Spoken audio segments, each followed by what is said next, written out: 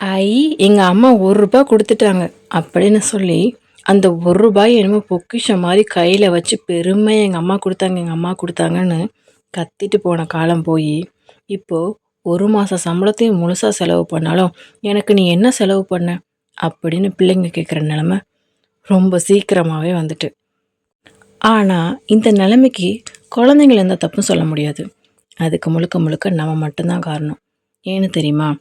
ஒரு குழந்த என் ஃப்ரெண்டு இதை வச்சுருக்கான், என் ஃப்ரெண்டு இதை வாங்கிட்டான், எனக்கு வாங்கித்தா அப்படின்னு கேட்கும்போது அப்படியான்னு சொல்லிட்டு மறு நிமிஷமே வாங்கிட்டு வந்து கையில் கொடுக்குறப்போ நம்ம நல்ல அப்பா அம்மாவாக அது குழந்த நினைக்கும் நம்ம நினச்சி மாற தட்டிக்கிட்டு வாங்கி கொடுத்துட்றோம்.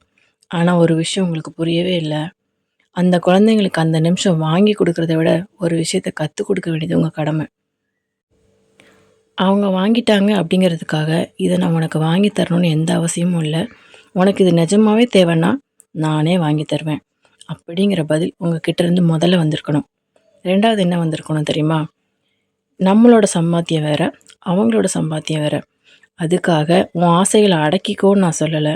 ஆனால் அவன் வாங்கிட்டாங்கிறதுக்காக இங்கே நின்று பிடிவாதம் பிடிக்கிறதுனாலையோ அழுகிறதுனாலையோ சாதிக்க முடியும்னு ஒரு நம்பிக்கை வச்சுருக்கல, அது ஒரு போலியான நம்பிக்கை.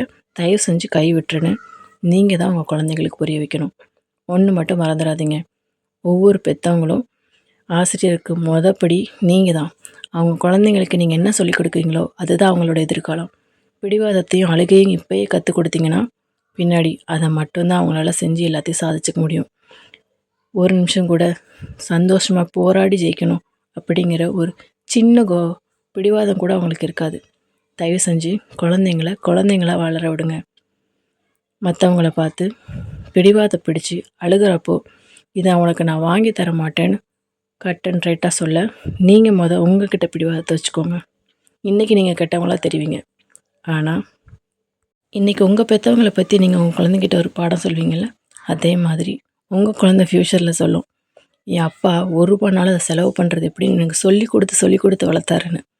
அதுதாங்க உங்களுக்கு உங்கள் குழந்தை கொடுக்குற முதல் மெடல். தயவு செஞ்சு அந்த மெடல் உங்களுக்கு வேணும்னா புத்திசாலித்தனமாக குழந்தைங்கள ரொம்ப தெளிவான மனநிலைமையோடு வளங்க. பிடிவாதத்தோடையும் அழுத்தா சாதிச்சிடலாம் அப்படிங்கிற மனநிலைமையிலும் கண்டிப்பாக வளர்க்காதீங்க. உங்களுக்கு இது புரிஞ்சிருக்கும்னு நினைக்கிறேன். புரிஞ்சிருந்தா முழிச்சுக்கோங்க. அண்ட் என்னோடய வீடியோ பிடிச்சிருந்தா லைக் அண்ட் சப்ஸ்கிரைப் பண்ண மறந்துடாதீங்க. தேங்க்யூ.